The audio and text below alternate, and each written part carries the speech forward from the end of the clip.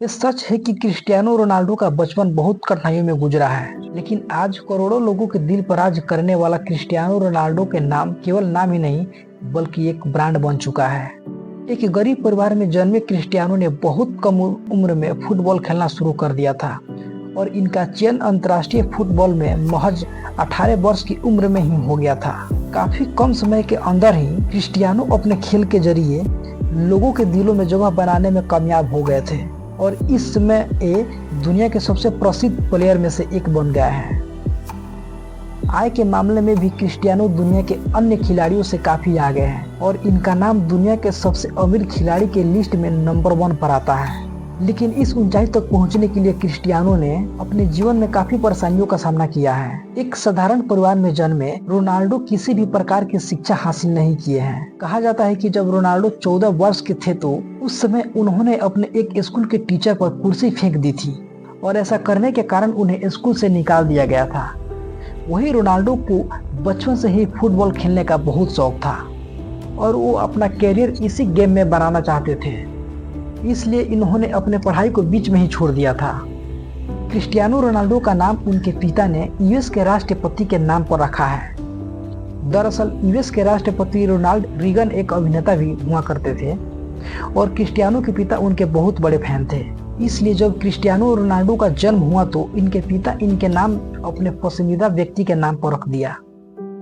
Ronaldo ने जब अपने फुटबॉलर बनने की बात परिवार वालों को बताए थे तो उस समय उनकी मां ने उनको काफी साथ दिया था और आज अपनी मां के सपोर्ट के कारण ही रोनाल्डो एक बेहतरीन फुटबॉलर प्लेयर बन सके हैं। रोनाल्डो बचपन में रेसिंग हार्ट बीमारी से ग्रस्त थे।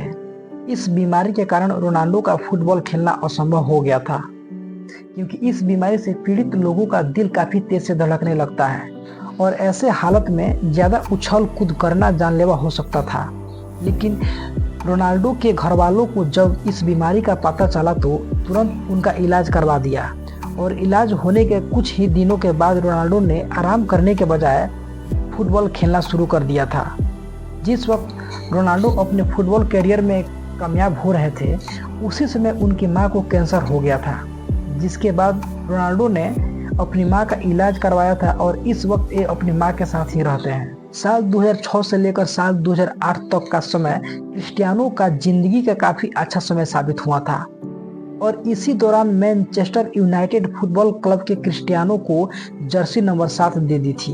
ये Jersey number Manchester United football club के महान खिलाड़ियों से जुड़ा हुआ था, इसलिए क्रिस्टियानो ये जर्सी लेने से डर रहे थे, लेकिन उनके मना करने के बावजूद भी उनको 7 नंबर की जर्सी दे दी गई। ये 7 नंबर जर्सी क्रिस्टियानो के लिए काफी लकी साबित हुआ और धीरे धीरे क्रिस्टियानो को CR के नाम से बुलाया जाने लगा।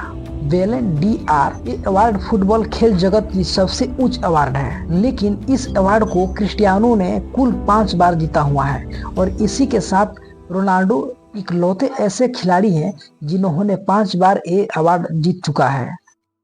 5 बार award soccer player of the year पुरस्कार जीतने का भी रिकॉर्ड क्रिस्टियानो के नाम है। रोनाल्डो ने लगातार हुई 5 लीग में 50 से भी अधिक गोल किए हुए हैं और ये रिकॉर्ड तोड़ना काफी मुश्किल काम है। उन्होंने अभी तक अपने कैरियर में कुल 800 से भी ज्यादा गोल किए हैं।